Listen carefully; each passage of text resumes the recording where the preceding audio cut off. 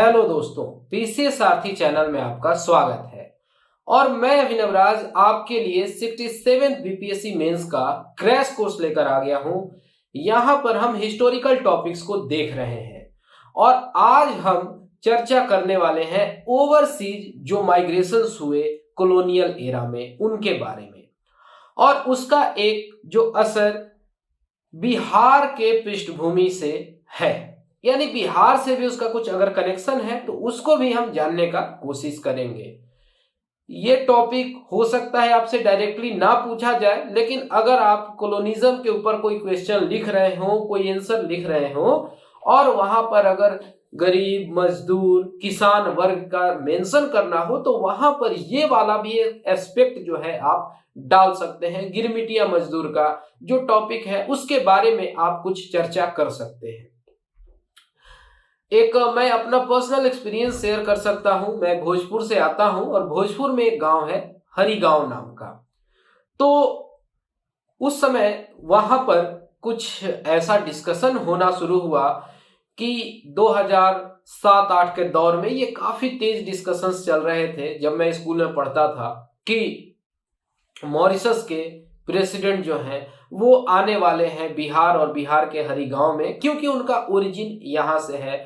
Sir Shivsagar Ram गुलाम की family जो है उसका कनेक्शन, पूरे फैमिली का कनेक्शन जो है वो बिहार के भोजपुर के हरिगांव से है। काफी क्यूरियस थे as a school going student, और मुझे भी मौका मिला था कि मैं उसमें पार्टिसिपेट करूं। अपने स्कूल के तरफ से मुझे वहां भेजा गया था और वो एक अलग ही एक्सपीरियंस रहा था मेरे लिए। तब मुझे समझ आया कि अच्छा, यहाँ के लोगों को इस तरीके से इतना पहले ट्रांसपोर्ट किया गया है। I am using the word transport किया गया है। ओके, तो इस तरीके से अब देखते हैं, चर्चा करते हैं कि जो ये बिहार का कल्चर है या जो इंडियन कल्चर है ये हर कंटिनेंट में देखने को मिलता है। वहां पर जो रह रहे लोग हैं पिछले 100-150 साल से रह रहे हैं, लेकिन वो भोजपुरी में बोलते हैं, मिथिला में बोलते हैं। ऐसा कई जगह से, मॉरिशस से, फिजी से या अन्य जगहों से हमें देखने को मिलता है। तो ये सब जो है ये अंग्रेजों का देन है, जो कॉलोनियल गवर्नमेंट है उनका देन है।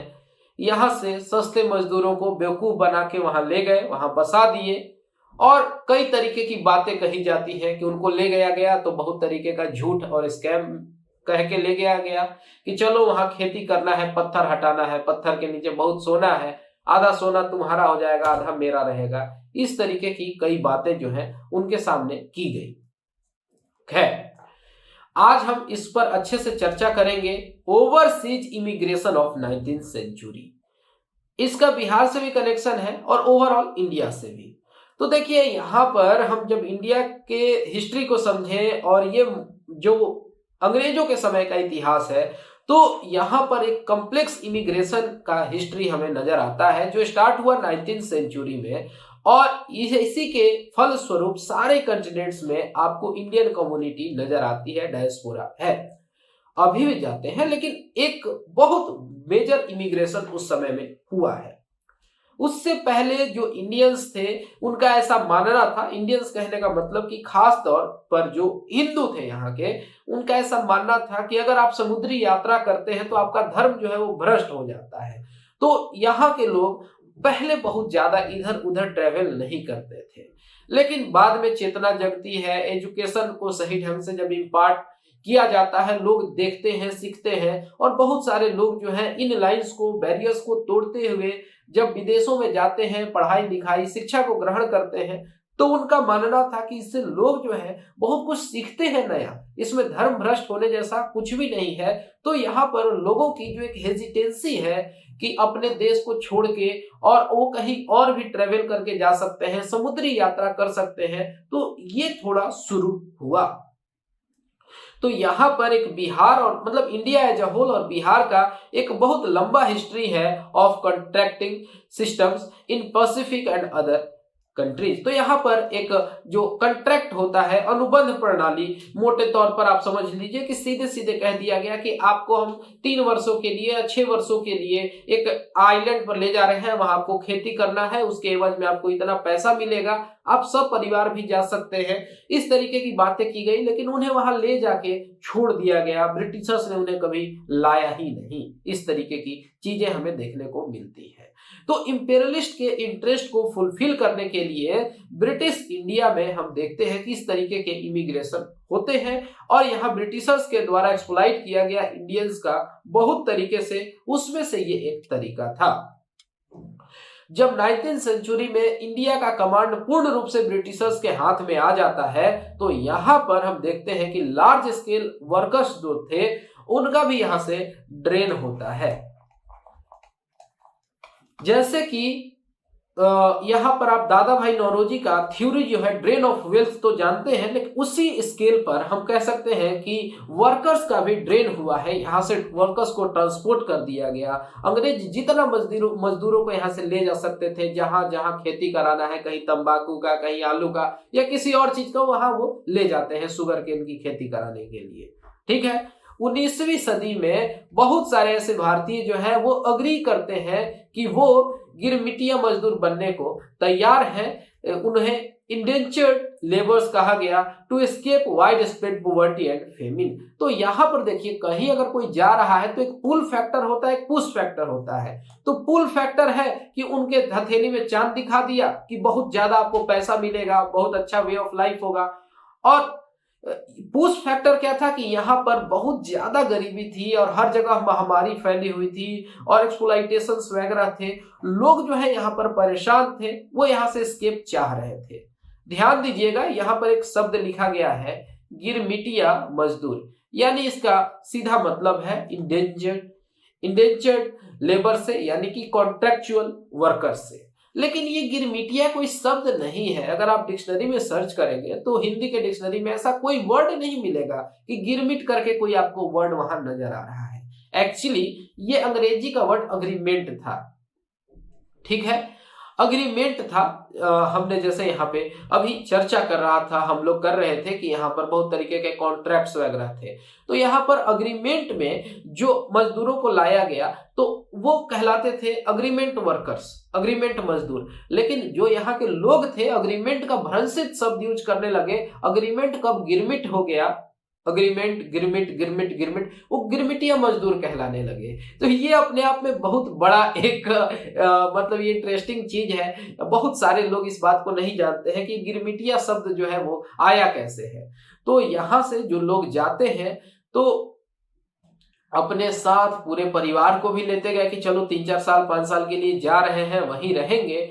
और यहाँ पर जो इंडियंस गिरमिटिया मजदूर थे उनकी एक डिमांड जो है बढ़ जाती है। उनका लेबर्स का जो डिमांड है ब्रिटिशर्स बढ़ा देते हैं। और जब ये स्लेवरी का एवोल्यूशन होता है 1834 में, ठीक है, और यहाँ पर लार्ज नंबर में यहाँ से वर्कर्स को, पीजेंट्स को भेजा जाता है प्लांटेशन क्रॉप्स के लिए, कैश क्रॉप्स की खेती के लिए, जो हाई वैल्यू क्रॉप्स हैं, जैसे कि शुगर हो गया अफ्रीका में या फिर कैरेबियन कंट्रीज में, मतलब जो मेक्सिको के चारों तरफ का जो इलाका है, बनुआतू, तुबालू, फिजी, वहां पे ग्वाटेमाला, होंडुरास, एल सल्वाडोर, साल सल्वाडोर, निकारागुआ, कोस्टारिका, उन जगहों पर भेजा गया। इसी तरीके से ओसनिया कंट्रीज में भी भेजे गए हैं प्लांटेशन वर्कर्स के तौर पर। और बात है वर्ष 1900 की। पॉपुलेशन जो है भारत का वो करीब 30 करोड़ था और करीब 3 करोड़ लोग जो थे उनको भेज दिया जाता है। यानी 10% इंडिया की जो पॉपुलेशन है उसको माइग्रेट करा दी गई फ्रॉम 1834 टू 1937। यानी करीब 100 वर्षों में भारत की 10% आबादी जो है वो ट्रांसपोर्ट की जाती है ब्रिटिशर्स के इंटरेस्ट को सर्व करने के लिए। इस बात का तो जिक्र बहुत जगह आता ही नहीं है कि इतने लार्ज स्केल पे लोगों को यहां से मोबिलाइज कराया गया है। और इसके लिए अग्रीमेंट सिस्टम जो है वो यूज किया गया। एक तरीके का ये कॉन्ट्रैक्ट होता था जो कि देखते थे कि मजदूरों के साथ किया जाता था और उसके लिए उनको कुछ पेमेंट दे दिया जाता था। ठीक है, और ये अग्रीमेंट जो है ये वर्कर्स के साथ होता था रिक्रूटमेंट एजेंसी का, जो कि ब्रिटिश गवर्नमेंट की रिक्रूटमेंट एजेंसी थी। और दोनों साइड अग्री होते थे टेक्निकली ये एक स्लेवरी नहीं थी। Technically, I am using the word technically, ये स्लेवरी नहीं थी, लेकिन ये एक तरीके की गुलामी ही थी। बहुत कम पे किया जाता था, उनको कन्फाइन कर दिया गया, अपने मदरलैंड से उनको कहीं दूर ले जाके कैद कर दिया गया। तो इसको स्लेवरी कैसे नहीं कहेंगे, ये एक तरीके की दास्ता ही थी, टेक्निकली नहीं थी। यहाँ पर अंग्रेज नियम कानून में तो हमेशा से तेज रहे हैं। ठीक है, यहाँ पर देखिए, जो लोग जो ये अग्रीमेंट वर्ड जो है उसको सही से नहीं बोल पाते थे, उसको गिरमिट बोलने लगे, और इस तरीके से ये गिरमिट वर्ड जो है जबान पे बैठ गया, चढ़ गया।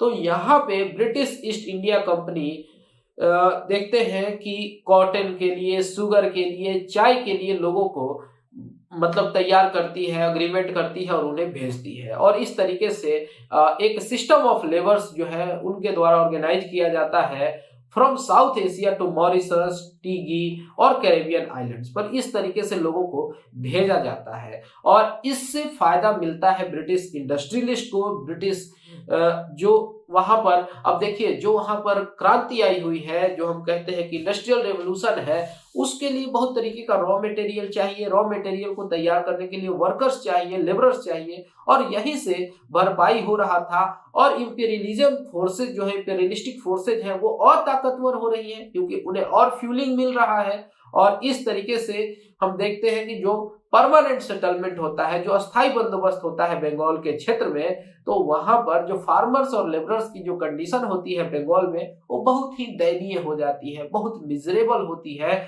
और उन्हें लगता है कि अब यहाँ जीने का कोई फायदा नहीं है, मर ही जाना चाहिए। और अगर उस समय कोई एस्केप का क्लॉज दिखता है कि इस जगह को छोड़ के हम जा सकते हैं, इस दास्ता के जीवन को, उसके एवज में अग्रीमेंट हो रहा है, पैसे मिल रहे हैं, तो लोग बहुत आसानी से तैयार हो गए।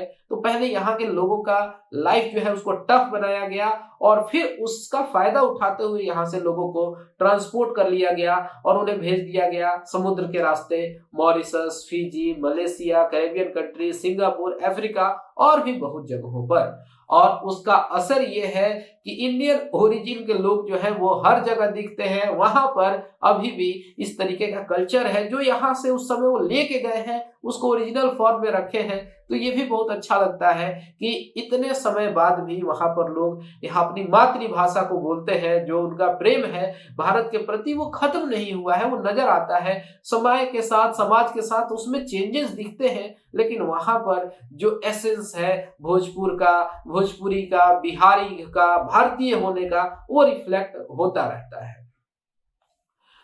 और इंडस्ट्रियल रिवॉल्यूशन से कह ले कि ये फायदा मिलता है ब्रिटिशर्स को, उनके पास पैसा आता है और वो ज्यादा एक्सपेंशन का काम करते हैं, और जो ह्यूमन लेबर्स की नीड थी वो तो फुलफिल इस तरीके से कर ली गई। और कोलकाता उस समय एक इंपॉर्टेंट पोर्ट हुआ करता था जो कि ब्रिटिश गवर्नमेंट कंट्रोल करती थी, और यहाँ से बहुत आसान था वर्कर्स को सेंड करना या फिर सामानों को भेजना। वैसे तो अग्रीमेंट में बुलाने की ही बात थी, लेकिन उन्हें कभी बुलाया नहीं गया। और जब ब्रिटेन ये कर रहा था तो इसके बाद जैसे फ्रांस हो गया या फिर नीदरलैंड हो गया, इन्होंने भी इस तरीके का सिस्टम शुरू किया, और यहाँ पर बंजर खेतों में मजदूर लगाना शुरू किए। यहाँ पर इन्होंने बंधुआ मजदूरी वगैरह भी शुरू करा दी। ठीक है, ग्रामीण क्षेत्र जो है वहां के लोग पॉवर्टी को फेस कर रहे हैं, और यहाँ पर ब्रिटिश पॉलिसीज का भी बहिष्कार हो रहा है, लेकिन वो इतने गरीब हैं, इतने दबे हुए हैं कि वो ब्रिटिशर्स को डायरेक्ट काउंटर नहीं कर रहे हैं। लिटरेसी बहुत कम है, शिक्षा का स्तर बहुत नीचे है, और यहाँ पर लोगों को बस एक तरीके का कॉन्फिडेंस है कि कहीं चले जाएंगे तो बेहतर जीवन होगा। तो यहाँ पर इन सारे सर्कमस्टांसेज का फायदा उठाते हुए और इसके दूर देश में जाएंगे तो वेतन बढ़िया मिलेगा, इस आशा में लोग यहाँ से चले जाते हैं। ठीक है, और ये सब कुछ चल रहा होता है, और यहाँ पर ब्रिटिशर्स का जो रियल पर्पस है दोहन करने का, लूट खसोट करने का, वो पूरा होता है। लेकिन यही बात है कि अशिक्षित समाज था, लोग जाके वहां पर स्टक हो जाते हैं। ये ट्रूथ है, ये रियलिटी है जिसको डिनाई नहीं किया जा सकता है। और यहाँ पर ब्रिटिशर्स इंट्रोड्यूस करते हैं एजुकेशन मिड 19th सेंचुरी में, लेकिन वो लिमिटेड लोगों के लिए होता है, लिमिटेड क्लास के लिए होता है।